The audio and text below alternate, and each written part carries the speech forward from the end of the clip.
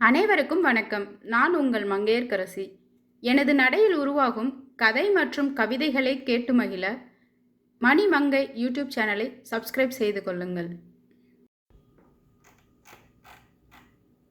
பார்வையே பதிலானது. பாகம் 5.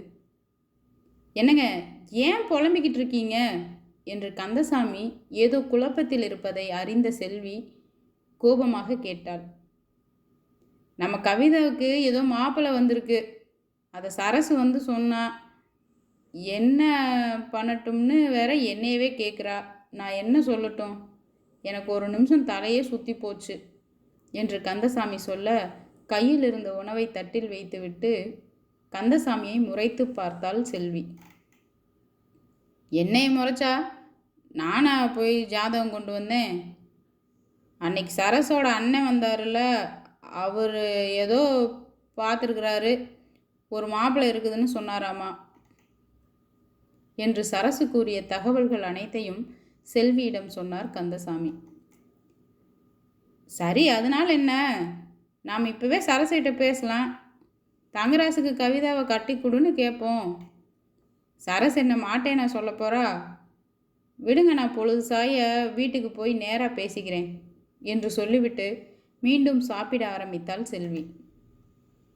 அது இல்லை செல்வி, எனக்கு திடீர்னு வேற யோசனையாக இருக்கு என்று சொல்லிவிட்டு ஒரு பலத்த சிந்தனையுடன் படுத்திருந்தவர் எழுந்து உட்கார்ந்தார்.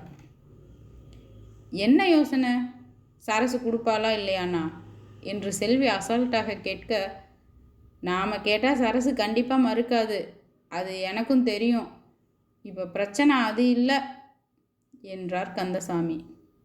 இங்கே பாருங்க, புரிகிற மாதிரி பேசுங்க, கொஞ்சம் வெட்டு வெடுக்குன்னு சொல்லுங்க, சும்மா போட்டு ஜவ்வா இழுக்காம என்று சற்று கோபமாக கந்தசாமியை திட்டினாள் செல்வி. கவிதா யாரு? நம்ம பார்க்க வளர்ந்த பொண்ணு. நம்ம ராசை கட்டிக்கிட்டா நல்லா இருக்கணும்னு நினச்சோம். ஆனால் அந்த புள்ள பிஇ படிப்பு படிக்குது, நம்ம ராசு படிக்கல என்று கந்தசாமி பேசி முடிப்பதற்குள், ஆமாம், இப்போ படிக்கலைன்னா கட்டிக்க மாட்டேன்னு அந்த புள்ள உங்ககிட்ட சொல்லிச்சா என்று கோபத்தோடு கேட்டாள் செல்வி. நான் என்ன சொல்ல வரேன்னு கொஞ்சம் கேளு செல்வி என்று கோபப்பட்டார் கந்தசாமி. சரி சொல்லுங்க முதல்ல என்று அழுத்து கொண்டாள் செல்வி. நம்ம பையனை கட்டினா அந்த புள்ள தோட்டங்காடுன்னு கஷ்டப்படணும். இப்போ வந்திருக்கிற மாப்பிள்ளை ஏதோ பிஇ படிப்பு படிச்சிருக்கிறாராமா, கோயம்புத்தூரில் வேலை பார்க்குறாராமா. அந்த பையனுக்கு கட்டி வச்சா நல்லா இருக்கும்னு எனக்கு தோணுது. இதைத்தான் ஒரே யோசனையாக இருக்குது என்று கந்தசாமி தன் மனதில் தோன்றிய அனைத்தையும் செல்வியிடம் விளக்கி சொன்னார். நீங்கள் சொல்கிறது சரிதான், ஆனால் என்று செல்வி ஒருவித தயக்கம் காட்டினாள் தன் குரலில். நீ நினைக்கிறது சரிதான் செல்வி. கவிதா மாதிரி ஒரு குணமான பொண்ணு எங்கே தேடினாலும் கிடைக்காது. ஆனால் கவிதாவுக்கு இதை விட அந்த வாழ்க்கை நல்லா இருக்கும்னு தோணுது எனக்கு. என்ன பண்ணலாம் நீயே சொல்லு என்று தன் முடிவு எடுத்துவிட்டு தன் மனைவியின் ஒப்புதலுக்காக காத்திருந்தார் கந்தசாமி.